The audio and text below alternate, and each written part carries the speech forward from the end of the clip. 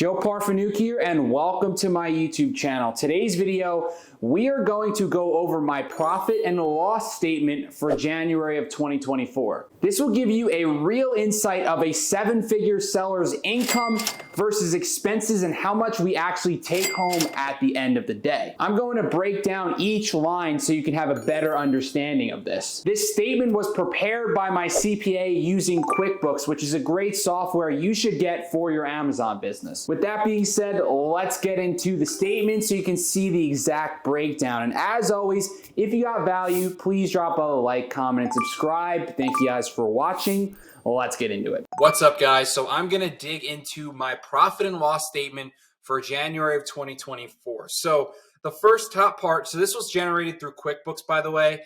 And, this is probably as accurate as it's going to get in terms of your actual numbers. These softwares like Inventory Labs and Seller Board aren't really the best. They're kind of like a rough estimate of what you're actually making.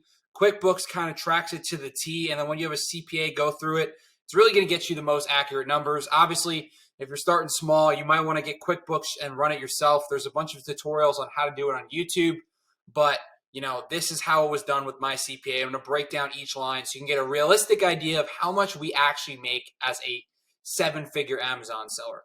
So first line, we have income, and then it's just Amazon income, all of these buckets. So the shipping income is like shipping credits you get from Amazon. Usually it kind of like balances out with discounts and promotions. So these are like when Amazon offers a coupon, they basically will give like a discount or promotion to someone, and that comes out of yours, but then you get the shipping income back. So it really kind of evens out.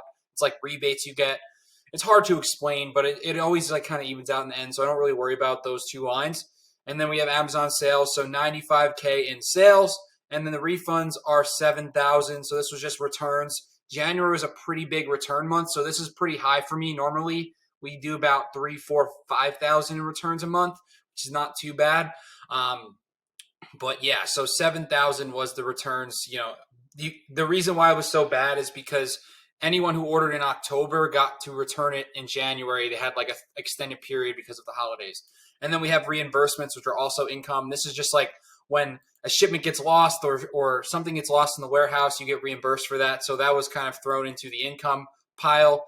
And now we have cost of goods sold, which is combined with Amazon inbound shipping and cost of goods sold, obviously. So Amazon inbound shipping is you just shipping it to the fulfillment centers. So that's just my shipping cost for shipping it to the fulfillment centers. It's nothing serious. It's usually pretty cheap because you're shipping them in bulk. So this was like, over 1,000, 2,000 pounds of product getting shipped for $500. And the next thing, cost of goods sold. So these are just the cost of the units that I've sold on Amazon. So you're not really recognizing the cost of the goods until after you sell it. So, if you're bag holding onto some tanked inventory, that could affect your cost of goods sold when you sell through it. Just for example, that's how it worked. But this is the cost of goods sold of what was sold this month. So we're left with a gross profit of $36,000. And obviously this doesn't factor in Amazon selling fees. So gross profit's 36.8, and then Amazon selling fees are right here. So that's the first line. Amazon selling expenses totaled out to $9,500, and this is the FBA fees right here. So these are usually warehouse storage fee costs plus fulfillment fees for FBA, and then seller fees and charges. So that's basically referral fees for your product, which is like a standard like 15 or something percent. That was 14,000. Subscription fees, $39.99. So that's just the standard subscription fee you pay every month if you're a pro seller. And then the contractor, so this is freelance contractor. This is almost $1,400. This is the salary I've paid to my VAs. And this was about 2 VAs, plus I paid a half-month salary for a VA that I ended up letting go. So I have 2 VAs at the moment. But that's kind of a realistic contractor. So those goes in freelance contractor. You're allowed to write virtual assistants off, but that's a realistic like salary expense that I would be paying every month. And now we have the general business expenses. So this is basically just general stuff. And there's some other different categories we'll break down. But so the first thing is bank fees, service charges. So usually I believe this is like a Melio. When I make a wire transfer with my credit card, you pay a 3% fee. I'm pretty sure that's what these service charges are. I would have to ask my CPA to double check that, but business and insurance. So that's business insurance is basically after you make $10,000 in sales a month consistently, Amazon is going to say, hey, you need to get business insurance to continue to sell on Amazon. So that's a new expense that you're going to get the more you scale. Yours won't be $100 if you're starting out with 10K a month. It'll probably be more like 30 to 50 bucks a month.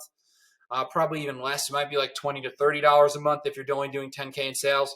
So really, the more you sell, the more the insurance is. Obviously, it's a bigger liability the more you sell. So I'm paying $100 a month to give you an idea. And the continuing education. So this is basically, I bought a course last month, plus I pay a monthly membership for a coaching group. So I write that off on the business basically because it's helping me make more income. So that's the $794 right there. And then the inventory reimbursement service. So that's seller investigators with it because they take a 25% cut. So that was $86. $86 in meals. So this was just business meals that I used my business card for, only 86 bucks. And then prep center fees. So obviously it's a pretty normal month for me in prep center fees. It's usually $2,000 to $3,000. And then repairs and maintenance. So this was because my MacBook broke. I just charged it on the business because I'm using it for the business. So that's basically that. That's like a little thing that you can write off. And then insurance, I would have to ask my CPA what exactly that is.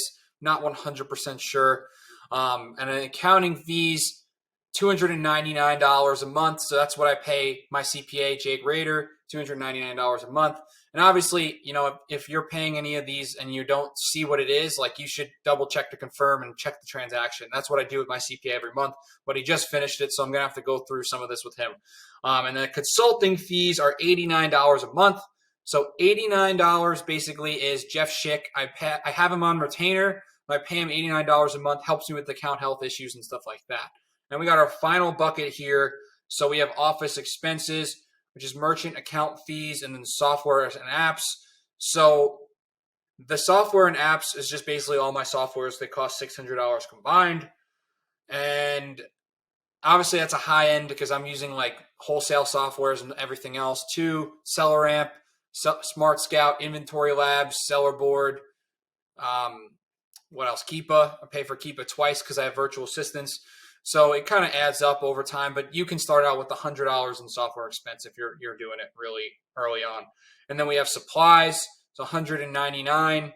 These are just supplies for the business, and then business licenses, so $125. This was like an annual thing that I have to pay for my LLC. It's like a file statement, or I forgot what it's called, this yearly statement that you're required to file for New York State. So that was $125. And then we have travel expenses. So this was I think this was something to do with like an airline that I believe. And then electricity. So it's utilities. So internet, $140. And then electricity, $62. So honestly, it looks like I might have been charged internet twice. Going to have to definitely check this out. So you should be reviewing this every month because usually I only pay $70 for internet. So it's possible I was charged twice. But yeah.